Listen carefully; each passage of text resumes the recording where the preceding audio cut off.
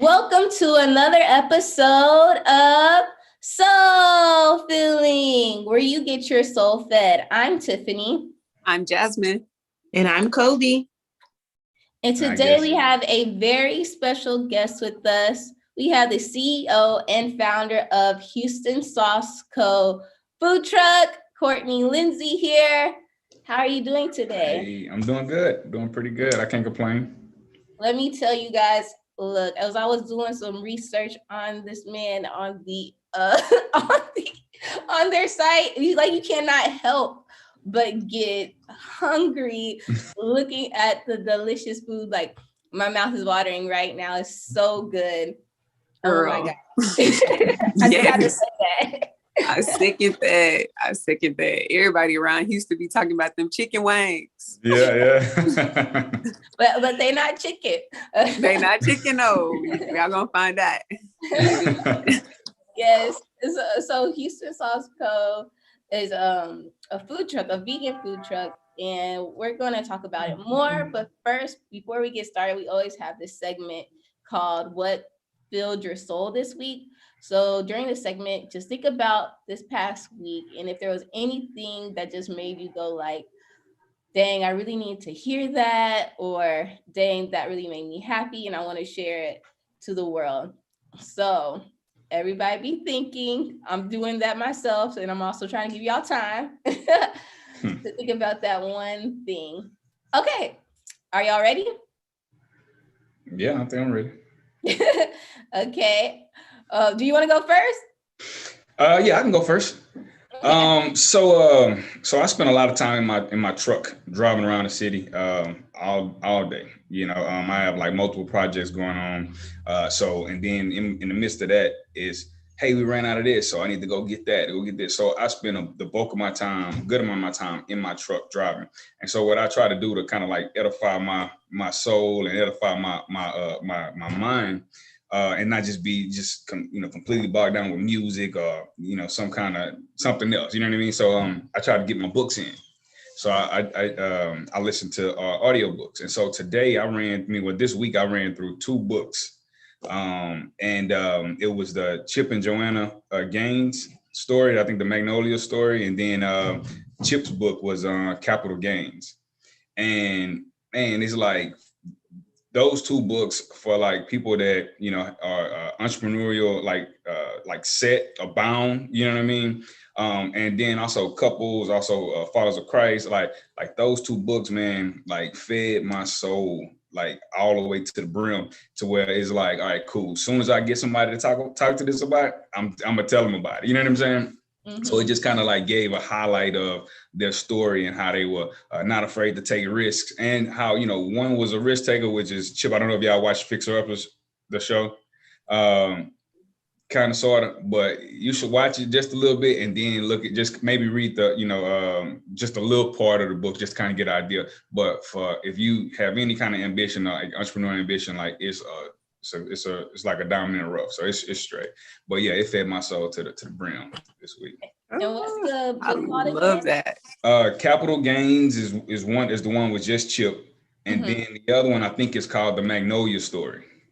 Okay, yes. Thank you. Are they the couple that's based in Waco? Yeah, based in Waco. Okay. And actually, me and my wife and 2 of our friends, we just met. That Waco has become like our official meeting spot. When they come in to Texas from Atlanta, they go to Dallas. And so and since we're in Houston, so we kind of meet, in Waco. And it's just the coolest little quaint town. Not too many vegan options, but I make everything vegan wherever I go. So I take somebody's menu and just, hey, give me this, put me some avocado on the side, So it's a good time though, just to kind of like kick it, relax, recharge, and then come back to the city. Oh, I love it. That. I love it. Thanks for putting me on the new book. I'm a huge audiobook connoisseur, and especially turning my car into that audio classroom. That Audible classroom. Yes. I love it. Thanks for that, Jim. For sure. Okay. I guess I'll do mine. So, and I think I said this on the last podcast, but I'm gonna reiterate it today. So I was really feeling very down. Y'all know I I be up and down. I was feeling really down, like, you know, I haven't been able to like spend a lot of time pouring into my nonprofit. And I was just really doubting myself, like, girl, how are you gonna do this? Like this big vision and you have no clue on what you're doing. And so finally, I just really needed a mindset switch. And so I started just realizing all the things that I've already manifested, you know, co-creating with God, you know, everything, you know, from being able to get my remote job. Once I made a decision that I was not working at the other job anymore, I literally was able to get a new job in 30.32 seconds. When for this apartment that I'm in right now, manifested that. Paying off my debt, man, you know, did that. And so I had to remind myself, if I just make the decision to do something, I can do it.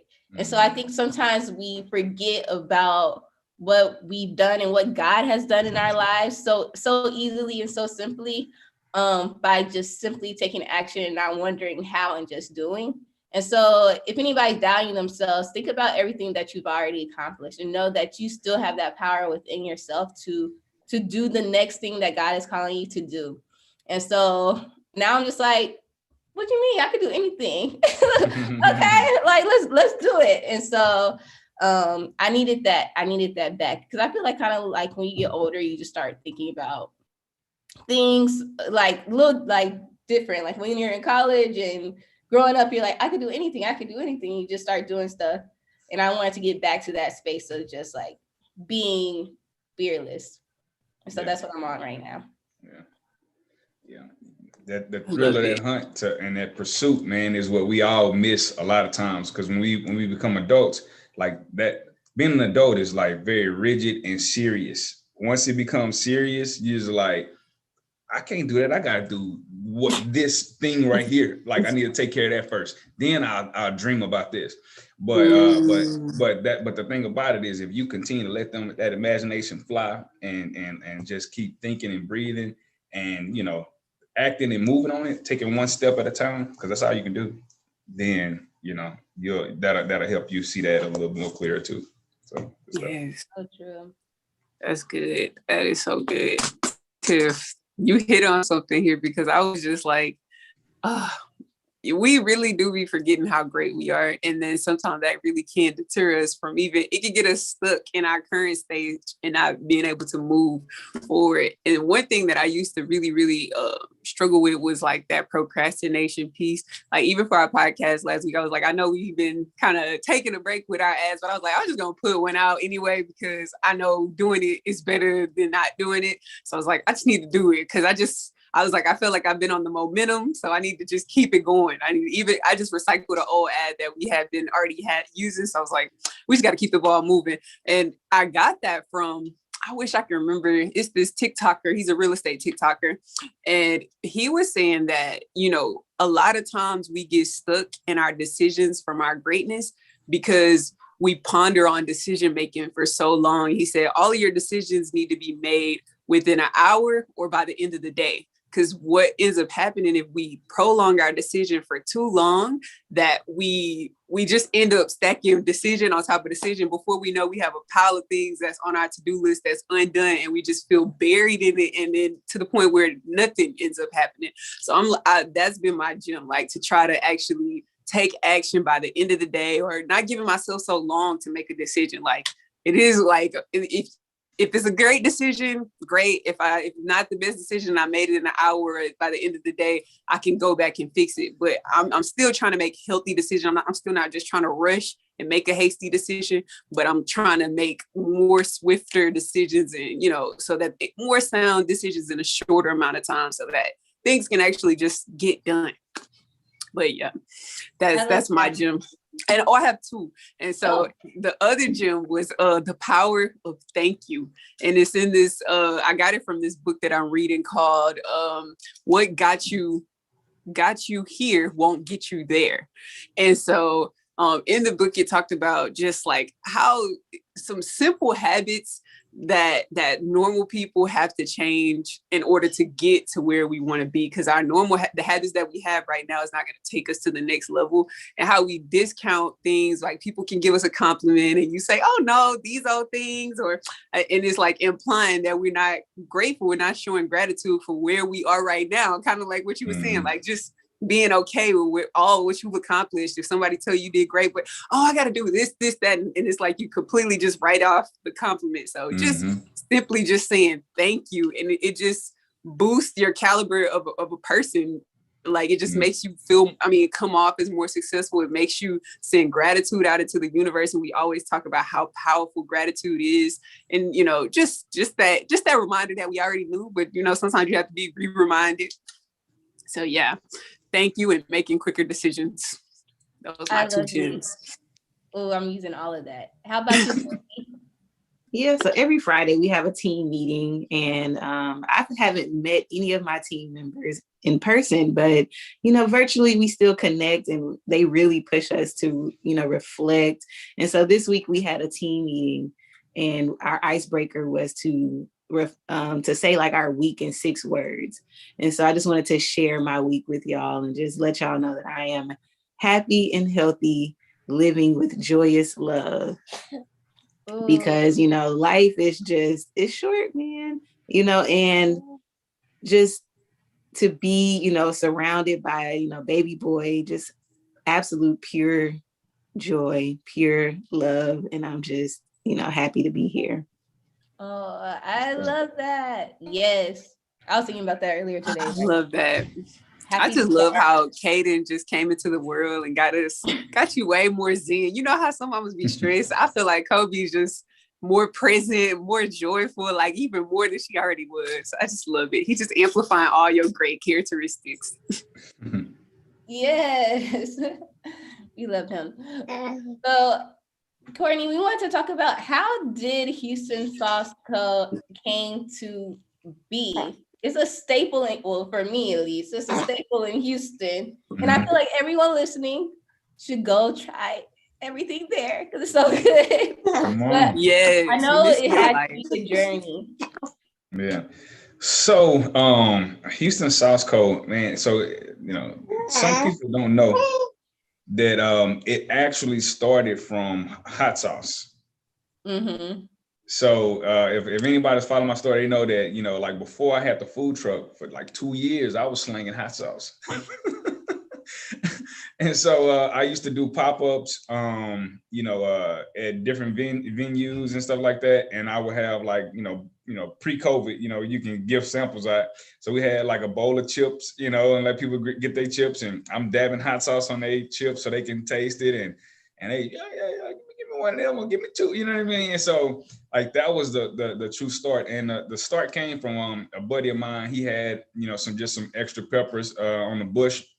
And he was like, come get these peppers, man, because I don't know what to do with them. And so I get the peppers, and I'm like, what am I gonna do with some peppers, And then I said, you know what, I'm about to make some hot sauce. And I made that first batch of hot sauce, and it was so bright red and beautiful. I was just like, this looks fire. And then I'm like, all right, cool. I'm about to keep trying to make this hot sauce the best that I can make it. So for a period of time, for almost maybe about 2 years, people was coming to my house whenever like we had a company or something like that, they would leave with jars of hot sauce because I was just making it, trying to get it right. And so it took me about 2 years to perfect that hot sauce. And so I guarantee, like, no, you won't taste another hot sauce like the hot sauce that we have. It's the right amount of heat, the right amount of like acid, the right amount of sweet. Like it's not just salty and vinegary, but like it's almost perfect. That's my hot sauce plug. But that's yeah, that was an easy commercial.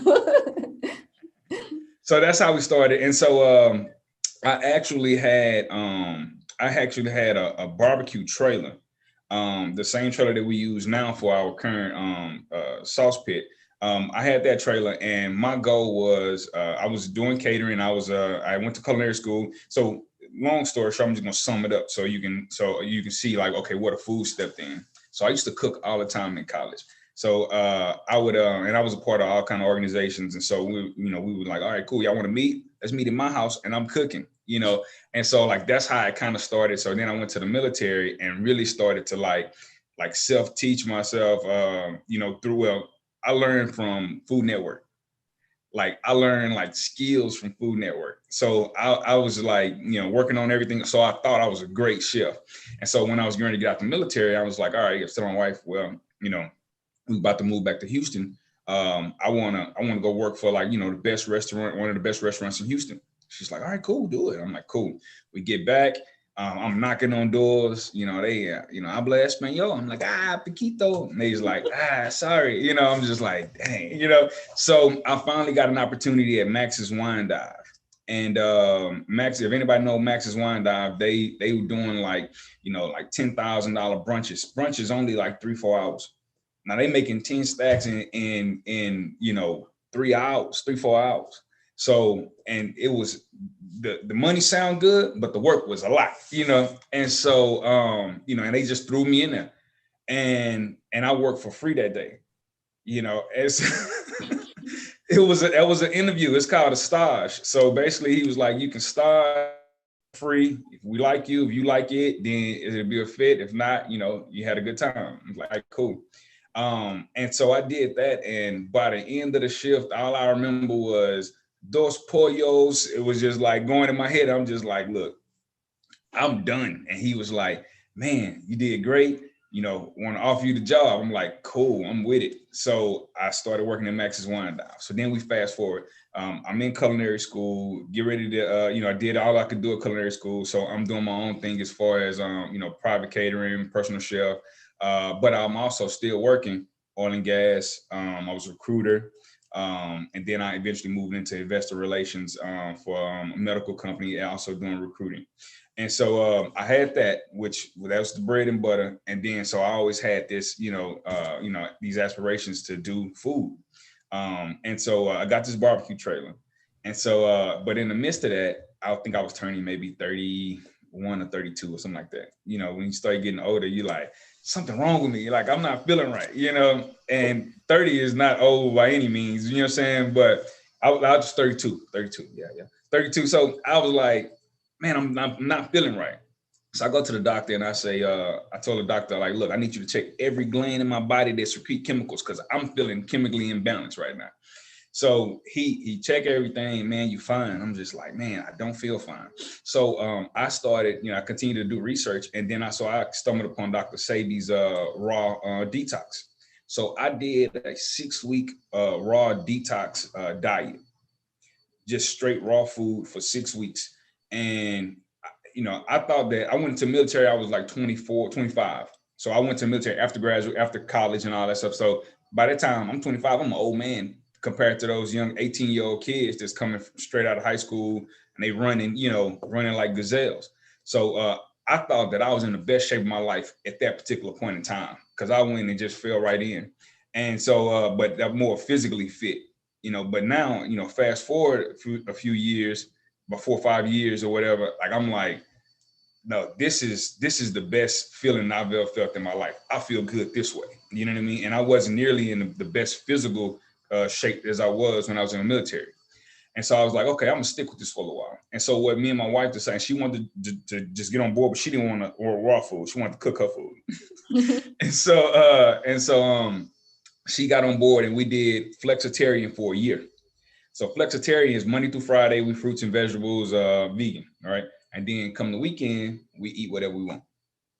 So, but it will get to a point to where the weekend we'll get there and we're like, well, what you want to eat? Like, let's eat some vegan nachos, And so we will continue to still kind of eat vegan until we watch What the Health one day. And she was like, I'm never eating bacon again. And I'm like, man, look, I just got this barbecue trailer. I'm trying to start a barbecue restaurant, a business. Like, we've been looking for like locations. I'm like, nah, dog, nah. Yeah, and so she was like, yeah, you can just do some grilled vegetables or something. I'm like, look, man, nobody want to eat that, And so she was like, all right, cool. So we actually ended up going to it was like the Hannah summer break. So we get ready to go to Atlanta. So I'm like, all right, cool. We're going to be vegan in Atlanta. We can definitely be vegan at home, you know, in Houston. So we go to Atlanta, had a banging time. Food was great. I'm like, oh yeah, I guess I'm vegan now, you know? So we get back and we started doing these events called Grill and Chills. So my wife was a DJ. She retired from DJing after she just had our last son. He just turned 1, baby Kai. And so she was like, yeah, she retired from DJing. And so, we had these events called Grill and Chills. So she would do the chill vibes and I would do the grill. So the way I started it by doing just instead of having like a vegan option, like most restaurants do, I had a vegan menu with a meat option. I just put it on his head. And so we started doing these pop-ups at our friend's salon in the Heights. And so people coming out, and so we would have like meat left over every event. And so it got to the point where me personally, I started feeling a way about washing the chicken and handling the meat. And so I was like, man, I'm tired of handling this chicken. And so she was like, well, just don't do it. I'm like, okay, sounds easy enough. Your wife is on point, okay? Hey man, she a simple, she live a simple lifestyle, just like, well, why? You know, but she's very cautious and not the extreme risk taker like me, you know. But she's getting out of that shell, but because if she married to me, you know, she can't help but to be a little bit more adventurous, you know. But so she was like, she don't do it. I'm like, all right, cool. So the next event we didn't do meat. And after that, like we started selling out every event after that. And so it was just straight vegan. Yeah. And so then when my corporate America reign was coming to an end, I'm like, well, shoot. She's like, well, you know, I'm putting in, you know, my resume was tight, you know, I was good, you know, I'm mid-level career. So, you know, next step for me is, you know, upper management, director level. I'm like, I'm okay. I'm on track. Right. So, you know, I got my resumes out, I'm interviewing places, you know, waiting for calls and all this stuff. And so I told her, I say, man, I feel like God is like pushing me not to you know, to go back to work for anybody. And she and that couldn't have come at the most it was like according to everybody else, it was bad timing, right? How we was doing this, because also in the midst of that, we had also moved out our house, moved in with my aunt, so that we can lease our house to somebody else while we look for a house in Third Ward. What? I know, right? So we had said, okay, cool. We're gonna minimize our life, simplify everything. We're gonna have less house, you know, to live in, to occupy, to clean up. We're gonna live a more simplistic lifestyle. Let's move to Third Ward. We want to move in Third Ward. We both went to TSU, graduated from TSU. So we was like, yeah, we're gonna move to Third Ward in one of those old houses, and we're gonna fix it up, and we're gonna do that. And that was my dream for a long time, and she wasn't having it. She was a suburban girl, you know. And so then after a while, she was like, I think I can look into it. I say, oh, funny you say that, because I have a couple houses that I was looking at. I was just waiting for it. But I had already, you know, was like, you know what, let me just go ahead and be at peace with not moving to Third Ward, because, you know, whatever, you know, I'll let God handle that situation. You know what I mean? If it's going to be, it'll be, you know. But when she gave me when she cut me loose, oh yeah, I was out there getting it, you know, looking for him. And so, but the decision we had to make was, okay, we can't keep this house and move out this house and then still have this house open, and we got to pay a mortgage on it while we waiting. You know what I mean? And so she enrolled our son in school in Third Ward, and she was like, all right, cool. So I'm gonna drive him there every day. She took him out of, you know, we was closer to Pearland, but we still in Houston city limits. So he would go to a school in Pearland. So she took him out of that school, sent him to Third Ward. Go ahead, get that culture in him, you know. We just started evolving our life like we already lived in Third Ward, you know. It's funny because we all are products of Pearland. hey man. No knock on Pearland, but you know, I need to be in the city, you know. But and then we moved to, my aunt lived in Rocheron. So you know, past Pearland. So we was just like, cool. Our life is about to be in Third Ward. So we just pushed everything in Third Ward. School, commutes, everything. We just like, all right, this is where we're gonna live. But where we're gonna be at. So we lived there in our minds and our hearts, but we was driving from Rosharon every day. That's a tough drive. Yeah, man. Yeah, but it was like, okay, cool, this is what we're gonna do, And so we rented the house out. We was living with my aunt. And then like I said, my corporate America reign was coming to an end at this particular company. And then I was like, yeah, I feel like God is pushing me not to go back to work for nobody. And she was like, I was just waiting for you to say that, like go for it. Because I feel the same way. I'm like, cool. And so then I was like, well, that's Houston Sauce Co. That's gonna be the name of the truck, Houston Sauce Kitchen. And we started it from there. And but then wait a minute though, let me tell you how stuff worked.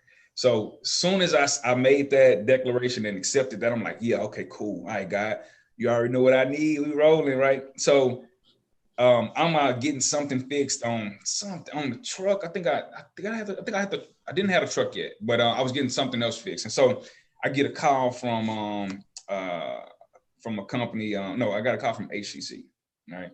And they was like, man, we love you. We want to offer you this position. You'll be the district manager or area manager of all these other recruiters in this area. And it's you work remote, you have an office, but you don't have to be there. I'm just like, Ooh, too good. And I'm just thinking about it, and I said, you know what? Let me call you right back. And so I hang up with her. I call my wife. I say, babe, HCC just called me, and they want to offer me this, and the third. She's like, well, you're not gonna take it, right? I'm like, no. I just want to call you and tell you first. I love it. So then I called him back, and I say, I called him back and I say, yeah, I'm not available. And she's like, what you mean? I'm like, I'm just not available. She's like, okay, well, call us if anything changes. Hung up that phone. I'm like, well, ain't no going back now. Oh my That's it. God. But see what that did was, as soon as you make a declaration, like you accept what God has put on your heart, and then you say, all right, cool, I'm running with it. Then everything else start to open up, seemingly like, hey, there go the insurance that you might need down the line. Here go the that steady paycheck every 2 weeks that I know you're gonna need. Here go that salary that you're gonna need, that comfort, that stability. But it was like, okay, cool, I can either take that seemingly safe, comfortable path and jump right back into working for somebody else, or I can just stay on this path that I'm on and continue to push. During that year, we had the most gains in our marriage and our life together as a unit than we ever had with all the money that we ever made working for anybody else. Like we got a house which came with three doors. So we had the 2 apartments, the new house. We had our other house that we was renting out. We had the food truck. All of these things came when we seemingly had nothing. Like we ain't have nothing. Wow. We was living with a relative. You know what I'm saying? Like sharing we had a whole half of the house. Like we stayed in the room. My son had it. Like it was like we didn't have nothing really. You know what I mean? Like so, and it seemed like, and my parents and stuff, and other people was like, well, you got a whole big house right here. Why you gonna live in this room right here? You know what I mean? I'm just like, nah, it's a bigger picture. So it was like, it wasn't until we actually were done and everybody saw it, it's like, dang, okay, yeah, everything looked good. It worked out. You know what I'm saying? And it's but that was also inspiring to other people, so they can be like, yeah, man, that's good to take risks, but people still a little afraid to take those kind of risks. But I mean, if you don't move forward, then you're gonna be stuck right in the same position that you was in, whatever that is. I absolutely love it because I see so much of myself and my partner, when I hear you talk about you and your wife, because we definitely want to move into real estate and flipping homes. And, his dad told us like a few days ago, he was like, y'all are not going to see the growth that y'all want until y'all work together as a unit, until y'all, start making those decisions and those moves together. Yeah. So I love it. I love y'all's journey. And wow, I'm totally inspired. I'm inspired too. Super inspired. And one thing I love most, I love how you always you say, I talk to God. So like, can you just go in and expound upon like how important, like when you were making a declaration, like when you were making these, what seemed like risks to everybody else, like just how in tune you had to be with God when making these decisions? Well, honestly, man, you like when you hear when you feel like God is tugging at you, most people don't know what it is sometimes, just like, I just got a feeling, like, I think I should do this, it's like, when he tugging at you, it's like, all right, you sure though? Like, these people offer me, some money, man. I'm like, I got a whole little situation that'd be a lot more cush, but it's when you really like, and then to go back to your upbringing too, you know what I'm saying? When you trust in God, when you trust the process, you know what I mean? Like, and the way that I'm the most extreme optimistic person, that somebody could meet, because I'm just like, they're like, oh man, somebody stole something from me. I'm like, man, you probably had too much anyway. You know what I'm saying? Or, when something happened, I'm like, dang, it was time for me to get a new one anyway. You know what I mean? Like, it's just like, I always try to see the good in things and people, where sometimes, it come back to bite me in the butt sometimes. But, I look at it, in a sense where that person probably needed it more than I did, or that person just not, emotionally mature, to the point to where they, where they can handle that situation. Well, I know I can, you know what I mean? And it just kind of just fall back into just trusting God. If you say, if somebody said, man, I prayed about it and it wasn't, it didn't come true. Hey man, well, it probably wasn't for you, or it's probably not for you right now. You know what I mean? But that don't mean stop praying for whatever it is you want. And also people pray and they don't move, and so, and that's my thing too, is like, I can pray all day long and get and be, oh Lord, please, don't let this happen to me. But if I don't move anywhere, you best believe something gonna happen. You know what I mean? But it may not be that I'm willing, or that God willed in my life. You know what I'm saying? So it's all about taking one foot, putting it in front of the other, and continue to make that journey, because if you don't move, you ain't gonna get nothing. I was unmuting myself. Okay. Then I'm like, I'm just so inspired. This was so good. I'm so glad you told your story, because it's gonna help so many people. But let's talk about Black veganism. So when you went raw vegan, kind of break that down, because I know a lot of people don't understand the difference between raw vegan, and vegetarian. And then tell me why you decided to go all the way to vegan. Okay, so just to kind of break it down for people that don't know, so you got raw vegan, they don't cook food, they're just straight vegetables, fruit, and and that right there, some people you do it as a lifestyle.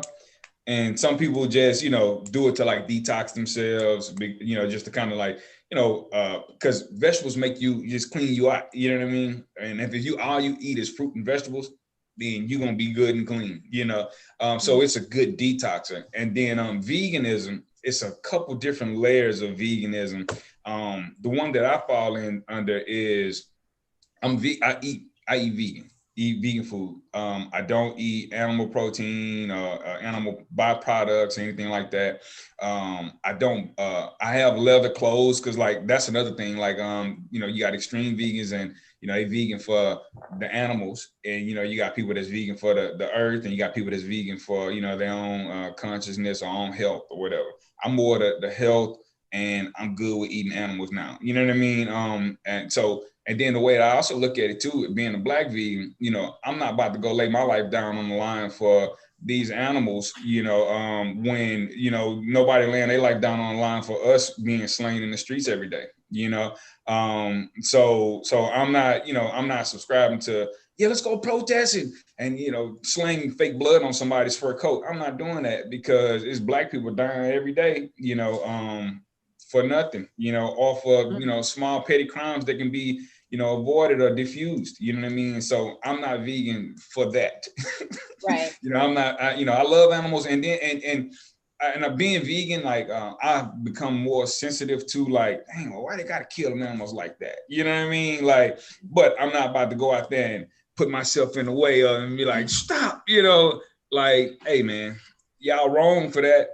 But let's keep it moving. You know what I mean? I'm not about to force, myself and my lifestyle on other people. You know what I mean? And I learned that early on, when I started my walk with Christ, I was like, I used to be like, hey man, y'all may want to chill with that, brother. You know what I'm saying? And I'm a Kappa. I had players at Texas Southern, and so we used to have some wild times, And so I would come around my frat brother. I'm like, hey, bro, nah, I'm good, And so what I had to realize was like, Jesus didn't come over there condemning nobody. You know what I'm saying? Like he fell right in and was still himself, but also leading by example. And, teaching. So I just was like, you know what, let me fall back. I learned that early on in my walk. And so I just kind of continued that, the way I live my life that same way. I'm vegan, this is what I'm bringing to the party, this vegan food. And y'all know I'm a chef, so they already know it's going to be good. You know what I mean? And so they end up eating up my food. And I'm like, I can't eat none of your chicken. And you're going to eat up all my goddamn vegan, food. Now what I gotta do? Drink some soda water, drink some water in the corner somewhere, But yeah, so and y'all know if y'all haven't realized, I'm a talker, so I can go ahead and expound on a couple stories every now and again, but I get back on track. So that's good. So I'm not vegan for the animals, you know what I mean? But you have those people that are extreme and they're passionate about it, and that's their prerogative, And then you got people, like I said, that are vegan for the health. So they don't eat soy, try to stay away from a lot of processed food.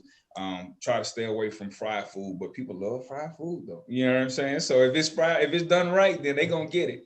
And so you got those different dynamics, and for me though, people ask, oh man, well, what about this? They say soy is bad for you. I'm like, look, if you sit and drink a gallon of water right now, that's gonna be bad for you. If you drink too much alcohol, if you eat too much, anything or do too much of anything, it could potentially be bad for you or detrimental to your health, or your psyche, right? And so also, when people write these stories about or these studies about research papers about, soy versus this or that, it's a subjective, piece of literature. They write that research paper to prove their point, not necessarily have an equal or neutral grounds of understanding. You know what I mean? Like their sole purpose is, I've done this research to prove that this product or this thing is not that great for you. So this is what I found. And then you got somebody else that say, oh, I wrote this research paper that says this is good for you and this is why you should eat it. And here you go. So now you got two conflicting documents and neither one of them are gold, both of them are subjective pieces of material that we have to take into consideration and read it with a subjective eye. You make your own mind up as to what you will and won't do. And then if you have an adverse effect to any kind of product or food product, then you make that based on what your body tell you to do. If soy make your stomach hurt, then don't do it. If you don't like the taste of beer, then don't drink it. You know what I'm saying? So that's kind of how I approach the whole veganism thing. But now being a Black vegan, the pushback initially was like, what y'all, my family, they like notorious looking at me like, what y'all doing now? What y'all got going on now? And that's been a story of my life for a minute, because I've always been that, pushing the envelope type of individual. And it's always an adventure. So it's like, what you doing now? And so I'm like, shoot, I ain't eating meat, And they was like, what you mean? And I told them the story. They're like, okay, all right, we'll see how long that lasts, And so it wasn't until I started, and then we got our family get-togethers, and then, they come and they, oh, we got some black eyed peas for you and some greens. I'm like, Mom, it's a ham in these greens, and it's turkey, smoked turkey neck or smoked turkey bone in these black eyed peas. Like, I don't eat meat, I'm not trying to like be picking around no meat. And so I was like, all right, cool. And so she's just like, well, shoot, I mean, okay. And then we'll come to another event. Oh, I got some beans for you. And I'm like, Mama, you ain't put no salt in these beans. You ain't put no seasoning. Well, I just thought maybe, I'm just like, no, you can season the food, So then I'm cooking, I'm bringing stuff, and I'm bringing vegan mac and cheese and different this, and they just like, oh man, this is good. I'm just like, yeah, see, like you can be vegan and not worry about all that other stuff. And so it's like I say, it got to the point to where I'll bring my dishes, me and my wife will bring our food, and they like, what y'all got over there, and they eating up our food and eating up their food. So I'm just like, God, dog. And so, I knew that I had something when my mom was like, oh yeah, that's good right there. Yeah, and make me some of that and bring it to, the thing. I'm like, all right, cool, I got you. And then she would start kind of like evolving, and so I would do like a detox or something. And I'm like, all right, mom, you want to do this detox with me? She like, yeah, I'll do it with you. And so, we have a list of what she should eat and this, that, third. And she called me, oh yeah, I made an avocado, dip and this, that, and the third. And I tell you, and then so when she started to be excited about it, I'm like, okay, cool. So you start to slowly bring your people in, by introducing them to things that you do, but you make it look cool. If I just put grass on the plate and I fed it to you, I can be like, hey bro, I'm good. I know you vegan, but I'm gonna be all right. So the way that you eat and taste food is with your eyes first. It gotta look amazing, and me, and I tell my guys and my sous chef, look, it gotta be grandioso. If it don't look like ooh wee, then you're not putting it out there. I was like, look, my name is on the line. They're not gonna say, oh, the sous chef Brian cooked this, and it's not great. They're gonna say, oh, that Houston South Code cooked this, and who, oh yeah, Chef Courtney, yeah, he did that. I'm just like, no, it gotta be fire. You know what I'm saying? Especially if somebody else, if I'm gonna trust somebody else to cook something and put it out and say, hey, this is a special, you know what I mean? And so it's just all about that wow factor, making it look great, making it smell great, making it taste good, the texture, like the little subtle layers of how I build the flavor into certain dishes. Like all of those things are key components into getting somebody to actually first try it and then enjoying it. And then, bless you. And then having the inkling to say, you know what, I can be vegan a couple days a week. And then that's when you start a trend. And so I'm not here to like convert people and be like, you need to be vegan. You need to, but it's like, hey, come try this food. It's amazing. It's great. I don't eat my food every day. I'm not going to eat it every day. You know what I'm saying? Because I'm not eating fried food every day. I'm not eating a burger every day. You know what I mean? I gotta, you gotta do it, everything in moderation. So it go back to, but it's people that are not vegan. They go eat McDonald's every single day. Something off that menu. And so my thing is, if you're going to do that, why not come on over here and you eat this? You can eat this, at least you're not eating the meat. You know what I mean? And we got customers like that. Man, I've been here 4 times this week. I'm like, oh man, well, come on, we got breakfast tomorrow. Keep coming again, bring your friends. That's so good. I just got so many gems from listening. Oh, Kobe, were you gonna say something? I just took so many gems from listening to you. One, take risks. And it's also good to have a wife who could keep you in like balance. Hey, baby. 2, listen to what God's telling you. 3, whatever you put out, make sure it has that ooh-wee factor. Mm-hmm, okay. Mm-hmm. And that was 3. Okay, I'm gonna stop there. But please tell everyone where they could find you, where they could get your food. And I know you have more than just the food truck as well. So if you could expand on everything you have.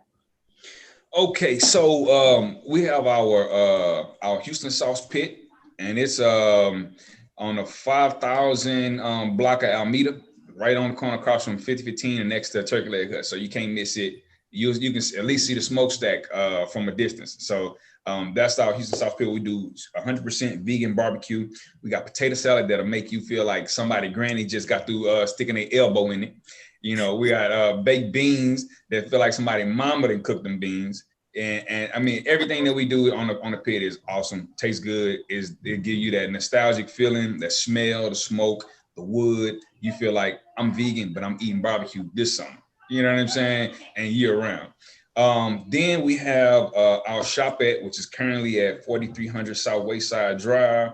And you can come in and get everything from teakwood spoons, candles, a vegan beef jerky, snacks, our lemonades, cakes, desserts, cookies, cupcakes, all 100% vegan ramen, vegan, everything.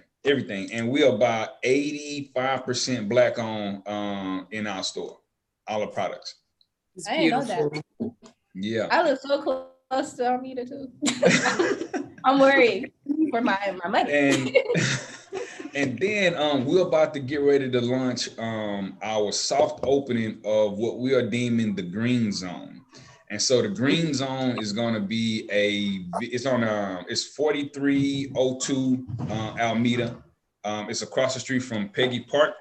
It's about 11,000 square foot of property that we went in and we just did some modifications to it. We leveled out the ground. We put some pea gravel down, so you got that more beer garden feel. When you out walking, we're gonna put some turf out there, some benches. We'll put our food truck there. It'll be there every day of the week. Nice. After next Saturday, after the 27th. But you'll be able to not just sit in line, but make your order, get your food, sit out there, enjoy the sunshine, be in an open air environment during this post-COVID season here. Take your food and go across the street to the park and have a picnic. We ain't doing that no more. But I think that this summer, people want to get out the house and experience those kind of venues. So that's what we're offering at the Green Zone. And then we're doing a market, Green Zone markets, and we'll be highlighting about 15 to 20 vendors. Maybe every weekend, but for sure, a couple times a month, for sure. And then we're also working on something that is kind of quiet, but I'm gonna share with y'all just because we are working on a vegan breakfast and coffee truck. So, oh my gosh. Yeah, so you'll be able to get vegan breakfast at least 5 to 6 days a week. At least 5 to 6 days a week. So it'll be operating from like 6:30 to about 1:30 every day. And then you'll be able to get cappuccinos, coffee, whatever you want to, whatever your pleasure is in the coffee realm, plus good vegan food. And the menu about to be fire. We're doing avocado toast. We're doing some lox and bagels. We're doing all kind of cool stuff. So we're about to have some fun with that. I love this. I love this. And where do you get the inspiration for your recipes? I'm just like, oh my gosh. You know what, man? The thing about it is, like, when you work in a particular field, you got to keep your ear to the streets. So you got to know what everybody else doing. You know what I mean? And I always say this. I say it's a fine line between like flattery or inspiration and thievery. I'll never do something exactly the same way somebody else is doing it. Although I've seen some people do some of my stuff, man, I'm not saying anything, but but I take that as, you know what, maybe they needed that more than I did. You know what I'm saying? And so that's another way that I look at life too, from that optimistic lens. I'm like, they good, man. I'm not about to go on no rant about something that somebody else did, but I still follow different food blogs, food social media, and I'm looking at what they're doing with meat still, what they're doing with other like traditional cuisines, and I'm like, oh yeah, I can make that vegan. Oh yeah, I'm already like seeing and tasting whatever it is that I'm projecting in my mind, and I'm like, oh yeah, it's gonna taste good. I'm gonna do this. I'm gonna do that. Cool, let's go get it. You know what I mean? And so I'm also teaching my sous chef how to think and how to be snappy like that when it comes to like creating dishes, because I'm trying to create a team of people that's going to be here for the long haul. I get it. People get information, they learn and they move on to the next level. Well, I want to soak it. So I want you to soak up as much information as you can with me and put out as much product and good food and fun experiences with me until you got to move on to the next phase of life. A lot of times people in business, and especially Black business, they keep stuff real, sealed up and guarded and shielded up. But that's not doing anything for you, because guess what? I can't work, the truck every day. I can't, be in there cooking every day. I can't do all of that and grow the company or business that I'm growing if I can't relinquish some type of trust or some type of responsibility to somebody else, somebody that's definitely under my tutelage. And I'm like, pouring into them positive affirmation, pouring into them, I butter them up with all the good stuff. Because when it's bad, I'm going to tell you it's bad. so just so that they ready and they got a good balance of, okay, cool. He always let me know when it's good, but he definitely always let me know when it's bad. So, because, you know, you got to have that yin yang. If I'm always badgering somebody over the head, the confidence is going to be down. The creativity is going to be low, you know, and it's just like not going to be a good situation, because I want to bring the best out of people and put that, you know, my best foot forward with the food. So. Ooh, that's good. That's a gem right there. You want to let people know when they're doing good just as well as letting them know when they're doing bad. Got to. That's good. That's good. And then another gem about how you talked about opening up and teaching people what you know. That's the way we scale, y'all. We talked about this in previous podcasts, and I've listened to an audio book that just talked about how it wasn't an audio book, TikTok, y'all. It's a TikTok video. I'm even merging them now. But he said, when I learn a skill, I challenge myself in 90 days to try to teach that skill to somebody in my company so I can outsource it. I was like, I'm about to adapt that. Yeah, man. Yeah. Because at the end of the day, you want to be able to say, you know what? You know how to make this cheese excellent. Now it's your baby. You know, now teach somebody else, because you got to have a backup. You know, like you got to have a backup, man. You know, my guys, like he came to me, my sous chef, he came to me, Brian. He said, when he first interviewed, he's like, I said, well, so what do you want? You know, he was like, I want to be a vegan chef. There's nowhere in the city that's going to allow you or train you or teach you how to be a vegan chef right now. It just really doesn't exist. You go to a restaurant, you're going to have to cook meat. You're going to have to cut chicken. You're going to have to do all of that stuff that you really don't want to do. But you can come over here with me. Listen to what I say. Do exactly how I tell you to do it. And I'll help you become a vegan chef. I'll mold you. I'll groom you. I'll teach you everything I know. And you'll be a vegan chef when you're done. You know, and so that's what I've been striving for. And also is like being a chef. Okay, cool. It's not just about cooking in the kitchen. It's about being a good leader. So you got to be able to lead. You got to be able to poke your chest out.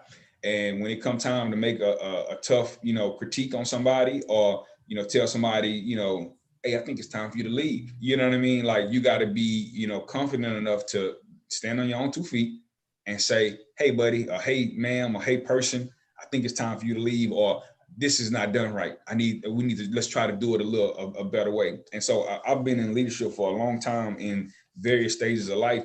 And so one of the biggest things that I've taken away from every experience that I have is I include everybody in the issue or problem that needs to be solved.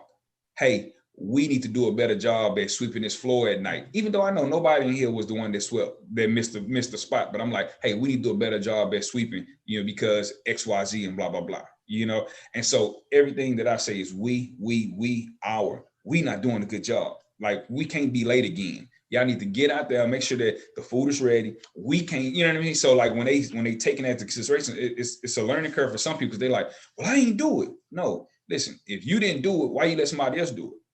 So now it's a we thing, and my thing is when it comes to training people to scale, like, I want somebody to be 100% me, right? A replacement, for me, right? A backup. Now, granted, that's not going to happen. You might get close. I want 100% of what I'm pointing to you to reflect, so you can be exactly what I want you to be. However, I'll settle for about 85. Give me 85%, and I ain't gonna say nothing. I can cover the rest of that other 15%. You know what I'm saying? But I really want to push you to be 100%. I want you to do it 100% how I do it. But I take that 85%, and we're gonna be good. You know what I mean? And so a lot of people, man, when they don't realize, when they asking somebody to be them, they get frustrated and mad because it don't never happen. But if you know that you want 100%. And you will settle for 85, take that 85%. It's good. That 15% ain't nothing but you talking and you correcting them. That's it. Dang, that's so good. That is beautiful. We thank you so much, because not only you're just very inspiring. Black, you're a man, you're vegan, you're a business owner, a multi-business serial entrepreneur. Yes. Christian husband, father, we cannot thank you enough for just being an example in our community. And we just wish you just prosper, blessings, more to come, and your empire to just continue to blossom. and generate more opportunities. So you're doing such a good job. The food's so good. Please let them know the social media they could follow, because that's how I know where y'all are at. It's at Houston Sauce Co. on Twitter, on Instagram, and Facebook at Houston Sauce Co. Awesome. Okay. Thank you so much, y'all. Alrighty, guys. What time is it? It's affirmation time. It's affirmation time. It's affirmation time, y'all. This is your first time tuning in on the Soul Filling Podcast. We always end our podcast with positive affirmations. So what the heck is an affirmation? An affirmation is any statement that you are using to transform your life. Either you transform your life for the good, or you transform your life for the demise. Even in the Bible, it states, let the weak say, I am strong. So on those days when you're feeling sick and tired, down and out, not so good, not like your best self, still speak positive, affirming things over your life, your situation, and just watch how God come in your life and just bless you. It is 4 of us today, and I'm affirming that there are millions, billions, trillions, generations to come out here tuned into the Soul Filling Podcast. And we're going to go ahead and end this thing off with our positive affirmations. So who wants to go first? I can go.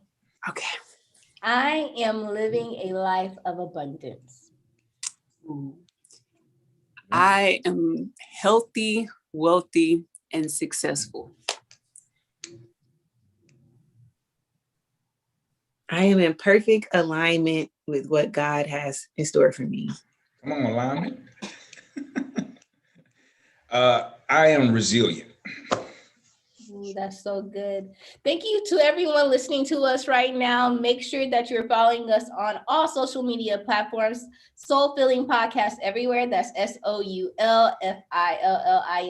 Podcast. We are on Apple Podcasts, Google Play, YouTube, Spotify, SoundCloud. So wherever you're listening, go ahead and hit that subscribe button. But if you are listening on Apple Podcasts, make sure you give us a 5-star rating and write something soulful and sweet so we can go up and up on the rankings. And please make sure, if you are in Houston or if you're visiting Houston, that you stop by Houston Sauce Co. You can follow them on Instagram at Houston Sauce Co. Courtney, thank you so much. We will see you in these Houston streets. Come on with it. Until next time, y'all. Bye. We love y'all. All right, thank y'all. Soulmates. Bye. Bye. Thank you.